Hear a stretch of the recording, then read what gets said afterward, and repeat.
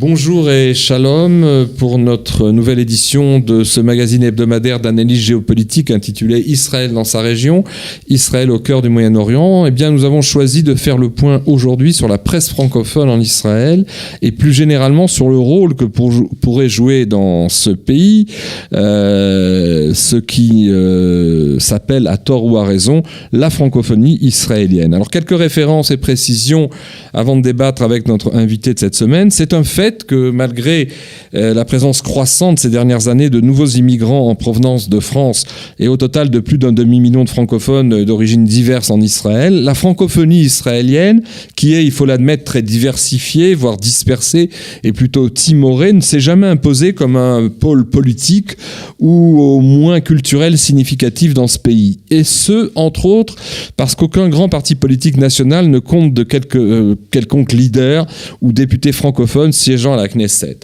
Deuxième remarque, en ce qui concerne la presse francophone, et bien qu'il ait existé dans le passé de ces dernières décennies des expériences professionnelles intéressantes, de périodiques généralistes, comme avec les hebdomadaires Israël Hebdo dans les années 1970, ou encore Réalité d'Israël dans les années 1980, et plus près de nous, de 1990 à 2018, pendant donc finalement 28 ans, l'édition hebdomadaire en français du Jérusalem Post, qui a interrompu sa parution il y a quelques mois pour des raisons financières, eh bien, il n'existe aujourd'hui aucun quotidien ni hebdomadaire généraliste d'information s'adressant à l'ensemble des francophones israéliens.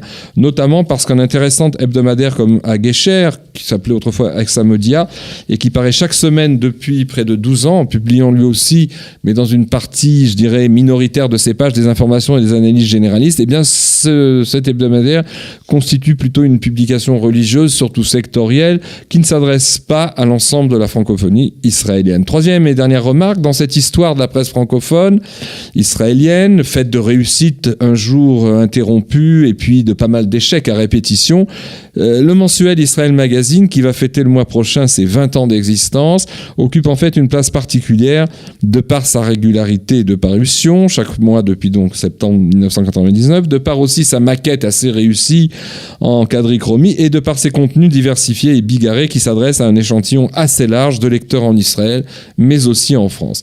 Pour parler aujourd'hui de tout cela avec nous, ça tombe sous le sens, André Darmon, fondateur, directeur et rédacteur en chef d'Israël Magazine, en même temps que fin observateur et analyste de la scène israélienne et régionale, mais aussi vous êtes l'auteur de 3 romans et encore, je dirais, peut-être un aspect moins connu, mais qui est très important pour vous, vous êtes un musicien talentueux et confirmé, auteur-compositeur. Alors André, je crois me souvenir qu'avant même le lancement d'Israël Magazine, voilà 2 décennies, vous avez beaucoup agi auparavant dans le domaine de l'intégration des nouveaux immigrants francophones, notamment à Ashdod, dans le sud du pays. Oui, effectivement, dès que j'ai fait mon alia, j'ai constaté de visu qu'il y avait un manque dans la structuration de cette communauté francophone. D'abord à Ashdod, dans la ville où j'avais élu domicile, et également dans tout le pays. Et j'ai voulu apporter mon écho, ma contribution donc pour aider cette communauté tout modestement, comme beaucoup d'autres, pardon. D'ailleurs, je viens de croiser Bernard Zanzouri, que j'avais croisé à l'époque dans le domaine associatif. Et j'ai donc pris des responsabilités à l'UNIFAN, qui était un petit peu le Calita de l'époque, qui œuvrait à la fois dans tous les domaines, dans le domaine de l'éducation, dans le domaine du logement, dans le domaine du travail, de l'intégration globale. Et on a fait des choses, on a fait de belles choses. Et vous aviez une publication spécialisée dans le domaine de l'alia à l'intégration à l'époque à Ashdod. On avait donc j'ai créé un magazine qui s'appelait Le Lien. Et ensuite, donc quelques années après, ça a été, on a un magazine qui existe toujours, qui s'appelle Ashdod aujourd'hui. Et en parallèle, un petit peu après, justement pour faire le lien entre le journalisme et l'intégration, j'ai eu vraiment le bonheur, je dis bien le bonheur d'avoir créé le guide de l'ALIA, qui a eu un succès fou, que j'ai créé avec le soutien de l'agence juive et des instances du ministère de l'intégration. Du ministère de l'intégration. Et je regrette encore ce temps où on pouvait apporter encore bien plus donc à l'intégration à travers un guide finalement. Et alors, pour en revenir à cette fameuse année 1999, quand vous lancez Israël Magazine. J'ai une double question. Qu'est-ce qui vous a amené à sortir un petit peu du régionalisme du sud d'Israël dans lequel vous aviez travaillé, en pensant à lancer un journal national, et surtout quels sont les défis que vous avez voulu et dû relever à partir du moment où vous avez décidé de publier un quotidien, un mensuel national, qui d'ailleurs se vend aussi à l'étranger. Qu'est-ce qui vous a amené à ça et comment ça s'est passé ? D'abord, le régionalisme, c'était une étape. C'est-à-dire que j'ai d'abord voulu commencer, entre guillemets, tout petit, à mon niveau, dans ma ville, pour voir un petit peu quel était l'impact d'une information. Alors, à l'époque, elle était locale et communautaire, mais l'idée de base était ce vide existentiel que je voyais dans les médias francophones. Il n'y avait strictement rien, à part, comme vous l'aviez dit, et je crois que c'est vous qui dirigiez, Richard, à l'époque, le Jérusalem Post. Qui était un hebdomadaire. Qui était un hebdomadaire. De traduction, d'ailleurs. De traduction.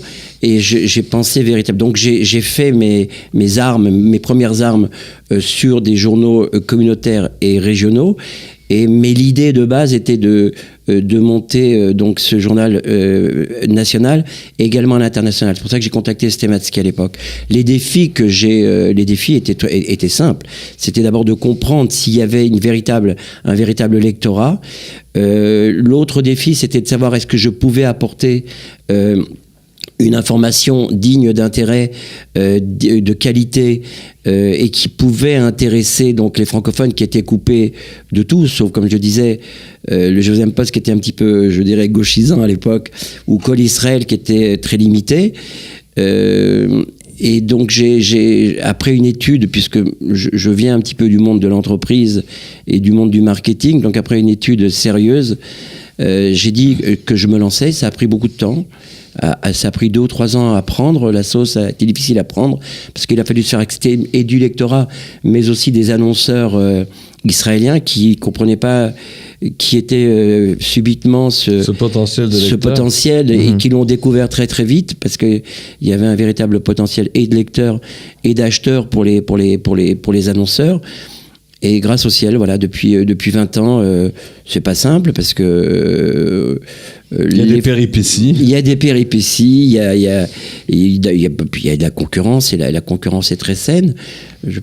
Mais je pense que de ce côté-là, de par tous nos abonnés de par le monde, et je dis bien de par le monde, on a beaucoup plus d'abonnés en France, en Belgique, au Canada qu'en Israël même. C'est normal, les gens en Israël vont aux marchands de journaux, mais de par les résultats, je pense que on n'est pas loin de dire que je pense avoir réussi mon pari. Mais puisque nous fêtons nos 20 ans dans quelques semaines... On n'a pas tous les jours 20 ans. On n'a pas tous les jours 20 ans, mais je pense qu'on est reparti pour 20 autres belles années. Mais alors comment, au plan, parce que en tant que journaliste, ça m'intéresse de creuser un petit peu avec vous ça, comment vous avez conçu au niveau du projet rédactionnel, c'est-à-dire des contenus, un mensuel, j'ai du mal à l'admettre, bien que j'y collabore moi-même d'ailleurs, un mensuel qui soit à cheval, c'est-à-dire dont les contenus puissent intéresser les Israéliens francophones et aussi vos nombreux lecteurs en diaspora. Comment on peut équilibrer ça ? D'abord, ce qu'il faut savoir, c'est que j'ai compris tout de suite qu'on n'avait pas les moyens de Yediot Acharonot ou de Maariv ou de Chadashot, et qu'on ne pouvait pas avoir 50 journalistes sur le terrain. Donc ce que j'ai utilisé, c'est que j'ai pris ces journaux israéliens comme des agences de presse qui nous apportent une information quotidienne, etc. De terrain. Et ce que j'ai analysé au fur et à mesure du temps, c'était qu'est-ce que finalement, le journal s'appelle Israël Magazine, qu'est-ce qui intéresse les gens ? Qu'est-ce qui intéresse finalement non pas simplement les Israéliens francophones ou les Juifs ou même les non-Juifs, c'est quasiment le monde entier. Israël, c'est un sujet. Microcosme aussi. C'est microcosme, je sais pas si c'est pas un macrocosme, parce que finalement ça intéresse tout le monde. Et en parlant d'Israël, parce qu'on m'a dit que la première idée intelligente qu'on avait eue, c'était de l'appeler Israël Magazine. Donc le magazine d'Israël, et effectivement, dès qu'on en parle, effectivement, il y a un intérêt qui se déclique comme ça. Et et s'intéresser d'abord au judaïsme, parce que j'ai voulu verser et transmettre bien que je ne sois pas religieux moi-même, mais quelques idées de notre philosophie juive, mais également à donner très modestement à nos lecteurs une vraie vision d'Israël, parce qu'elle a toujours été saccagée, tronquée, etc. Donc encore une fois, tout est partiel, tout est partial, mais on a travaillé dans ce sens, et dans cette niche, dans ce marché captif qui est la francophonie et le journalisme francophone, je pense qu'on est arrivé un petit peu à nos fins, en intéressant les gens, parce que les gens nous disent qu'ils lisent le magazine de la première jusqu'à la dernière page, y compris les publicités qui sont en sorte, pour les gens qui habitent ici, ou les Olim Khadashim, ou les gens qui font de la Lia Boeing, la publicité elle-même est une information. Mais finalement, vous avez réussi, je reviens au niveau des contenus, vous avez réussi non sans difficulté, mais à mettre au point, parce que quand même, il faut produire un journal chaque mois. Et d'ailleurs, je disais tout à l'heure, c'est une réussite au niveau de la régularité, puisqu'on n'a jamais annulé un numéro. C'était vraiment 20 fois 12 parutions par an, et en plus les suppléments. Mais vous avez réussi à tenir, si vous voulez, le pari de pas seulement cette régularité, mais d'un contenu qui puisse être assez bigarré, ouvert, avec des fois des pages people concernant le showbiz ou les gens qui réussissent dans tel ou tel secteur de la vie professionnelle, mais aussi des analyses géopolitiques, aussi des portraits, des interviews. Vous faites un journal très bigarré, mais que les gens effectivement apprécient d'une certaine manière. Je m'en suis rendu compte quand je fais des conférences dans les communautés. Les gens s'intéressent à Israël Magazine. Oui, bigarré, parce que le monde est bigarré, le monde est divers, et on ne peut pas que parler de la politique, on ne peut pas parler que d'économie, que de culture, que de livres. Il y a une vie, sans tomber bien évidemment dans le m'as-tu vu, mais il y a une vie people, elle est extrêmement réduite chez nous. La mode existe, les séries... Les séries de Netflix existent également, et je pense qu'il faut en parler, ça intéresse les gens. Alors on n'est pas encore entré ni dans la cuisine, ni dans la décoration, mais pourquoi pas, je veux dire. Mais il y a aussi une rubrique que je trouve très positive et que les lecteurs aiment beaucoup, parce que les lecteurs n'aiment pas forcément des gros pavés d'articles, etc. Ils aiment aussi des nouvelles brèves. Non seulement, évidemment, vous publiez des brèves politiques, économiques, mais vous publiez surtout de manière extrêmement régulière depuis des années 2 types de nouvelles brèves sur une double page, je crois. Donc ça fait 4 pages qui alternent avec les autres articles, où vous publiez les découvertes scientifiques, les avancées technologiques en Israël. Et il y en a beaucoup. Il y en a beaucoup dont faire cas chaque mois, mais aussi les bonnes nouvelles d'Israël. C'est-à-dire que vous mettez en pratique cette proportion qui est malheureusement souvent absente de la presse en général et de la presse même israélienne, c'est qu'on voit toujours le verre à moitié vide et pas le verre à moitié plein. Et comme on disait dans comment dirais-je, en France et aux États-Unis, dans les facultés ou les écoles de journalisme, on explique avec le fameux auteur McLuhan que ce qui intéresse les gens, ce ne sont pas les chiens qui mordent leur maître, mais ce sont les maîtres qui mordent leurs chiens. Ou alors les trains qui arrivent en retard et pas ceux qui, dans leur grande majorité, arrivent à l'heure. Mais vous avez pris et saisi ce créneau, et vous avez construit énormément de contenu là-dessus. Oui, écoutez, ça me semblait, c'était dans le courant même de la philosophie d'Israël Magazine, c'est-à-dire montrer le vrai visage d'Israël, ce qui se passait dans les coulisses. Et dans les coulisses, c'est des incubateurs de pensée, des incubateurs de high-tech, c'est des incubateurs de médecine, c'est des bonnes nouvelles à profusion tous les jours, toutes les semaines. Ce sont des découvertes phénoménales. Moi, on m'appelle tous les mois pour me dire où est-ce qu'on peut... je suis devenu un médecin généraliste, où est-ce qu'on peut régler... on peut soigner... on vous demande conseil. Oui, là, c'est de la sclérose en plaques, et bon, là, c'est les transplantations de reins récemment, etc.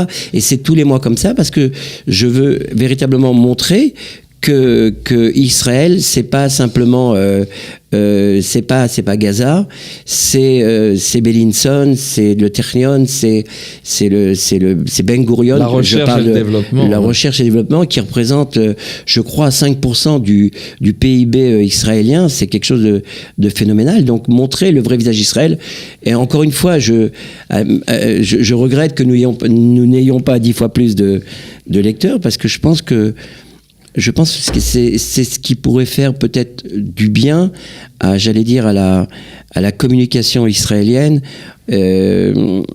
pour se faire mieux connaître et montrer que Israël, c'est aussi ça. C'est réussi.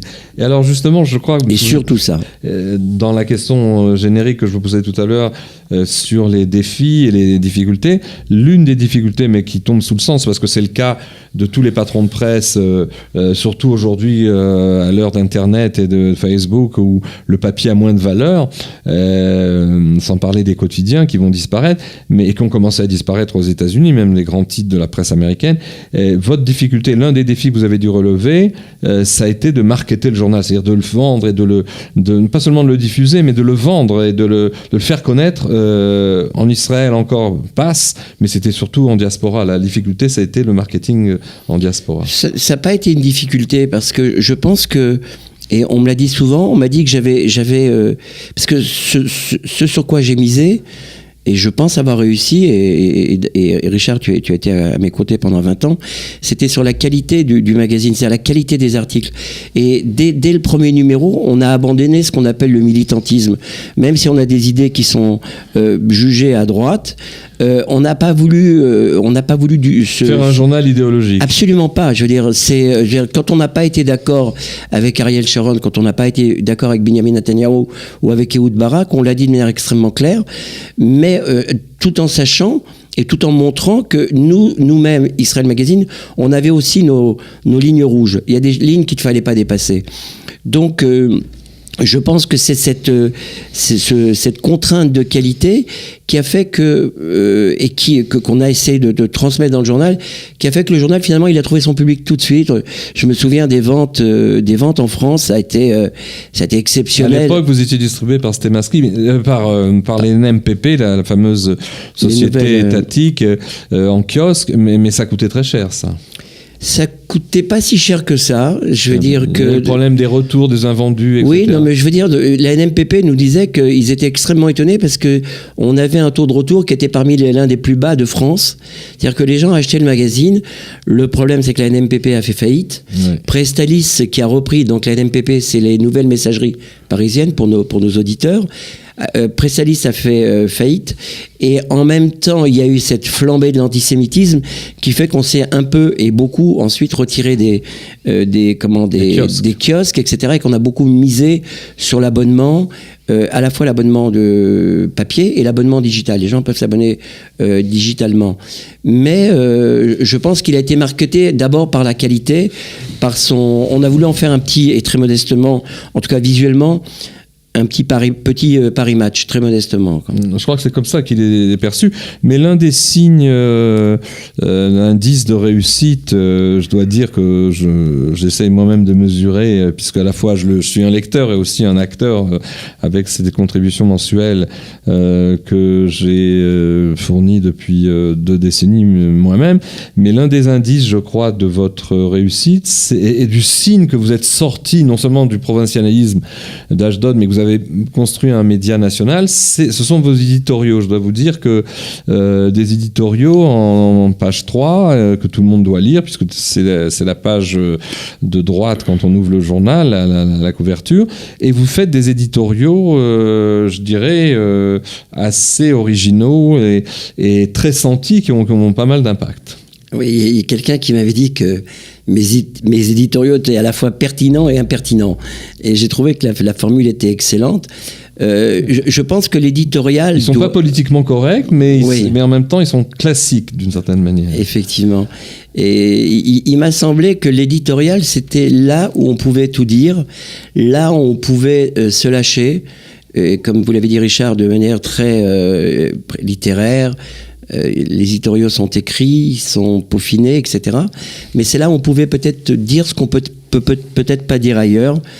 Et le politiquement incorrect, c'est un peu ma ligne de conduite. J'ai parlé moi-même, bien avant certains politiciens, de l'annexion de la Judée-Samarie pour des raisons qui ne sont pas forcément politiques. On a parlé de l'évacuation de Gaza, qui nous semblait à l'époque une bonne chose, même si je suis un amoureux du Gush Katif.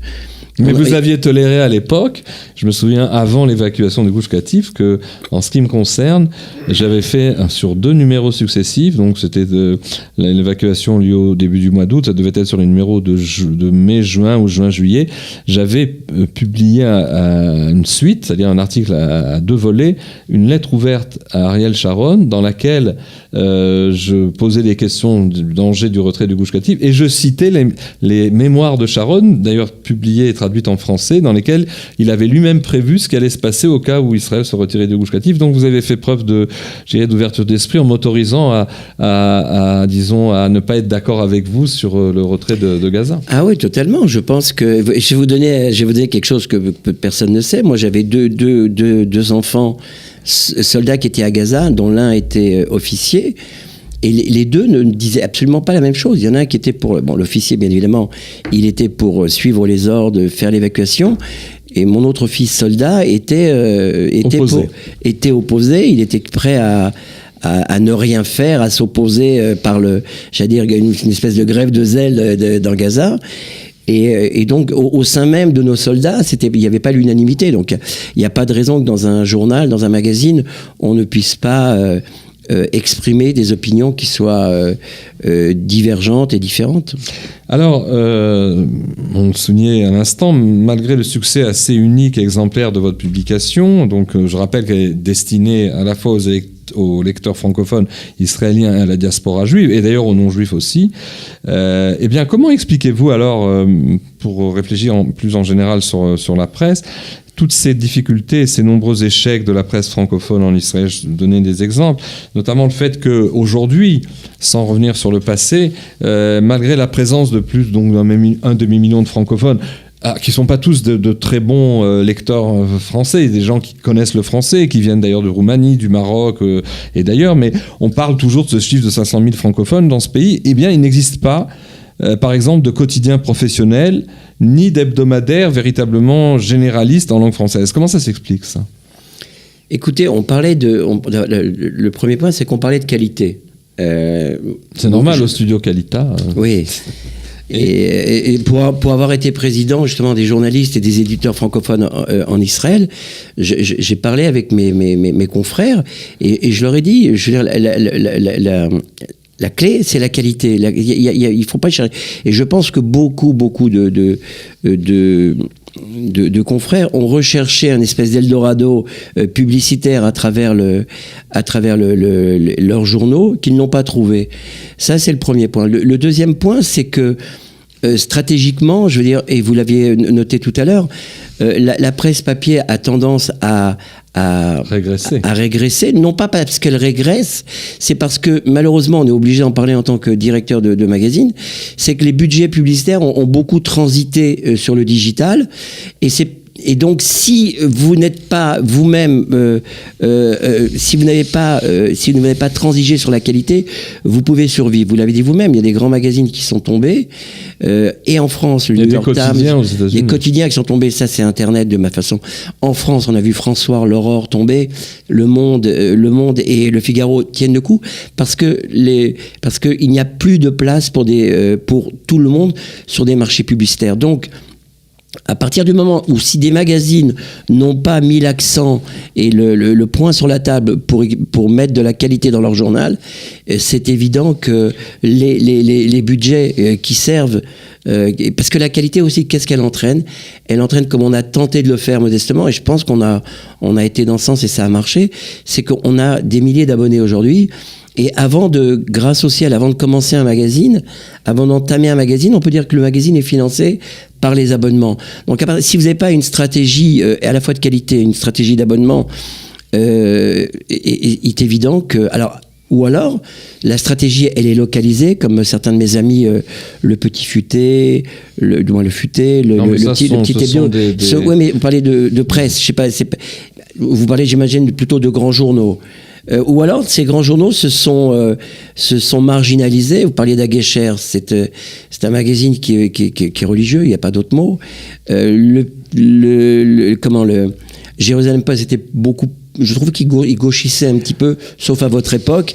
Donc les gens ont délaissé à la fois sur le plan de la qualité, sur le plan de l'orientation politique et sur le fait qu'il y a des journaux qui sortaient 12 pages. Deux précisions, justement, je voulais vous dire, je ne vous ai pas relevé tout à l'heure, mais nous avons fondé, j'étais le rédacteur en chef du Jerusalem Post pendant 7 ans, de 90 à 97, mais fin 96, pardon.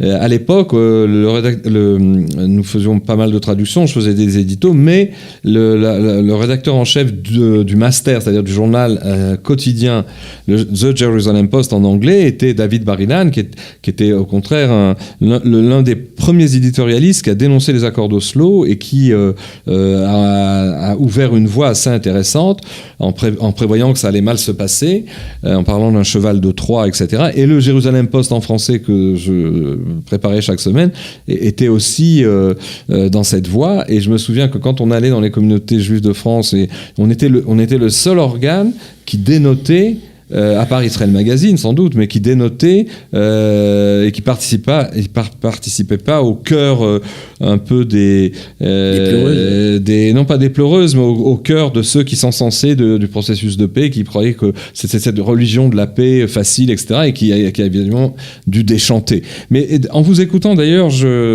quand on parlait de votre éditorial et de vos choix rédactionnels, je dois vous dire que c'est pas que je suis jaloux, mais je vous envie toujours de diriger un journal qui a quand même le recul du temps, puisque vous êtes mensuel. Quand on fait un quotidien et même un hebdomadaire, on est contraint par les news, par l'actualité, et c'est ce qui empêche justement d'avoir ce recul. Donc finalement, vous avez pris un créneau qui est celui de l'hebdomadaire, qui fait un zoom arrière. Mensuel. Oui, j'y arrive pas. Un mensuel qui, chaque mois, donc, fait un zoom arrière, comme on dit au cinéma, avec un horizon plus large, certes sur des problèmes d'actualité, mais pas contraint par l'actualité. Ça, c'était un choix intéressant. Tout à fait. Et puis, c'est relié à tout ce que je vous ai dit tout à l'heure, Richard, c'est que c'est relié d'abord à la qualité que j'aurais voulu d'Israël Magazine, c'est-à-dire prendre du recul, faire des dossiers de fond, et c'est relié, encore une fois, et je suis désolé d'en reparler, mais au marché publicitaire. Il faut savoir que le marché publicitaire n'était pas extensible et que solliciter nos annonceurs comme on l'a fait, c'était beaucoup plus facile de le faire de manière mensuelle que de le faire de façon hebdomadaire. Donc il y avait une espèce de symbiose entre la ligne éditoriale, la ligne politique, la ligne financière. Toutes les lignes se rejoignaient pour faire un mensuel. D'ailleurs, quand j'ai voulu passer en bimensuel, mes deux fils aînés qui travaillent avec moi ont presque mis leur veto et ils avaient raison. Bien. Il y a eu un journal satellite du Jerusalem Post qui a été bimensuel et qui est toujours, je crois, mais qui est un petit peu boiteux parce que cette périodicité n'est pas évidente. Alors, comme notre propos aujourd'hui, c'est pas seulement de marquer les 20 ans d'Israël Magazine, c'est un anniversaire qui sera surtout effectif au mois de septembre, à la fin donc du mois d'août.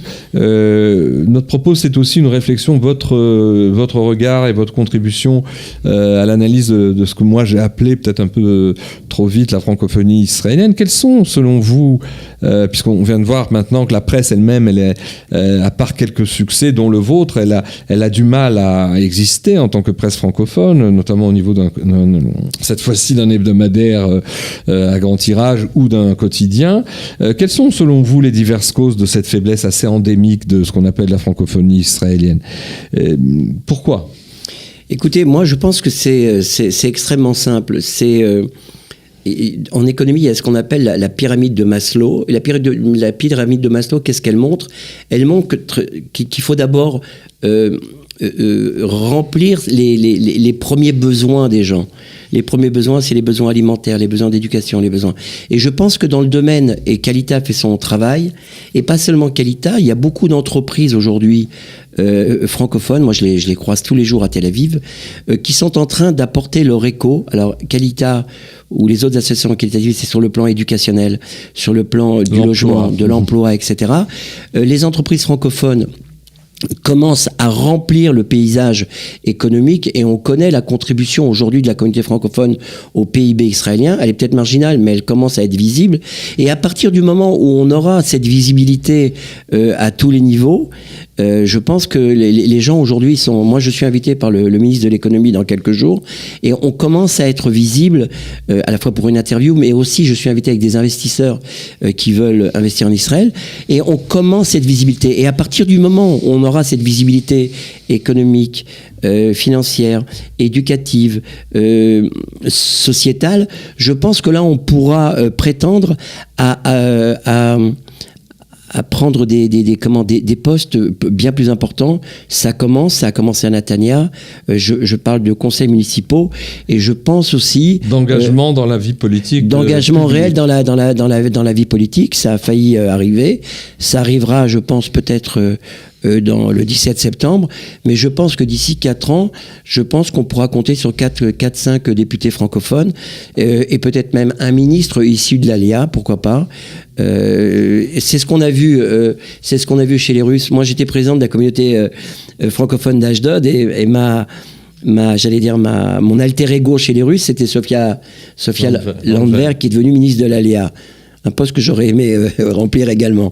Mais bon, donc il y a du temps. Donc... Il y a quand même une grande différence qui explique un peu cette faiblesse endémique, bien qu'au plan qualitatif, on sait que l'Alliance de France est de bon niveau, que ce sont des professionnels, et puis que les gens qui viennent ici font le choix de s'intégrer et pas de rester de manière grégaire entre eux. C'est-à-dire encore que ce phénomène-là, qui était celui des années 70 jusqu'à l'an 2000, est en train de changer, puisque l'ALIA du début des années 2000, c'est une ALIA justement plus sectorielle, mais la grande différence tout de même n'est pas au plan de la qualité, la différence est au plan de la quantité. Si la francophonie israélienne ne pèse pas, et si l'on exclut tous les francophones au sens large, d'origine marocaine, roumaine, mais disons la francophonie de l'ALIA, on peut dire, bien qu'elle ait eu tendance à s'élargir ces dernières années avec les pics d'ALIA des années 2010 et 2011, il s'avère qu'il n'y a pas de comparaison possible. L'ALIA russe, une ALIA massive, il y a eu 1 million d'immigrants qui sont arrivés depuis les années 70 avec le pic des années 90. Nous, on a un zéro de moins sur la table. C'est-à-dire on ne pèse pas au niveau politique, parce qu'on n'est pas aussi nombreux, on est 10 fois moins nombreux que les Russes. Est-ce que ça joue pas, ça aussi? Bon, d'abord, l'ALIA, à part peut-être 2018 et 2019, l'ALIA était extrêmement conséquente venue de France. C'était la plus forte ALIA venue d'Europe et des pays occidentaux. Et deuxièmement, on peut, je veux dire, il y a aujourd'hui des députés éthiopiens, il y a des députés druzes, et il faut savoir que le député druze ou éthiopien représente beaucoup moins en termes de quantitatif que la communauté française. Donc je parle de qualité, moi. Je veux dire, je parle que l'implication des acteurs économiques francophones va un jour donner son plein effet. Et je pense que les ministres, certains ministres comme Naftali Bennett, qui n'est plus ministre, ou Eli Cohen ou Moshe Kahlon, que j'ai rencontré il y a 2 ans, commencent à comprendre que la communauté francophone, à un moment donné, va prendre son envol, va prendre son essor, et qu'elle va devenir non pas un acteur incontournable, mais un acteur réel de la politique et de l'économie.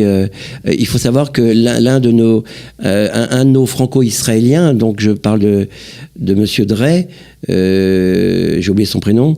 Oui. Donc Drey d'Ivanka, Dot, etc. Vient de racheter une société, donc Sotheby's, pour 3,7 milliards de dollars. Ça veut dire que demain, ces sommes pourraient être investies en Israël. Je sais même qu'il est, je pense même l'un des administrateurs de Qualita.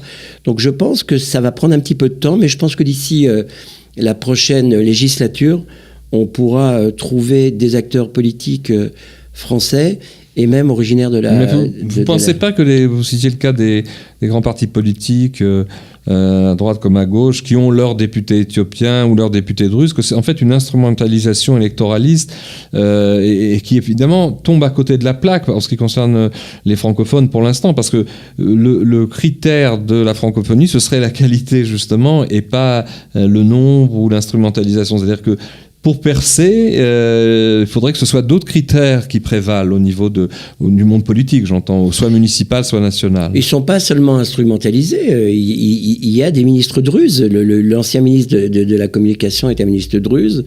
Donc, ce n'est pas lié ni à son influence électorale, c'est lié à ses qualités propres. Il y a des députés, il y a quelques députés éthiopiens. Je crois qu'on n'est pas loin d'avoir bientôt un ministre d'origine éthiopienne.